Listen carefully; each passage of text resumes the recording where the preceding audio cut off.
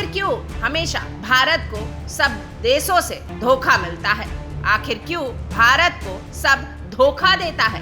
कभी अमेरिका तो कभी पाकिस्तान और अब बांग्लादेश ने भी एक डील तोड़कर ये साबित की है कि बांग्लादेश भी पीछे नहीं है भारत को धोखा देने के लिस्ट में। यह सवाल कई मायनों में जटिल है। भारत में धोखा देने की धारणा कई कारणों से जुड़ी है। अविश्वास और संदेह, राजनीतिक और आर्थिक स्थितियां और कई मायने।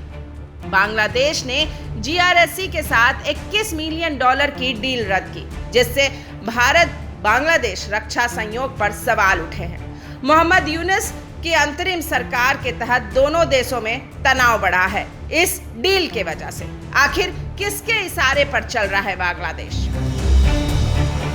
और क्यों तोड़ी इतनी बड़ी डील? क्यों दिया इतना बड़ा धोखा?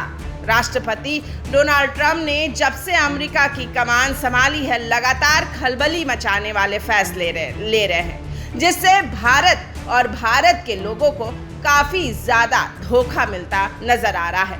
अब वो हार्वर्ड यूनिवर्सिटी पर राष्ट्रपति डोनाल्ड ट्रंप की टेढ़ी नजर अभी तक सीधी नहीं हुई है। फंड रोकने के बाद अब नया आदेश जारी किया है। इसका असर भारतीय छात्रों पर भी पड़ेगा। भारतीयों के हार्वर्ड में पढ़ने के सपनों पर ग्रहण लगने वाला है। फंड रोकने के बाद ट्रंप सरकार का यह एक और प्रहार है।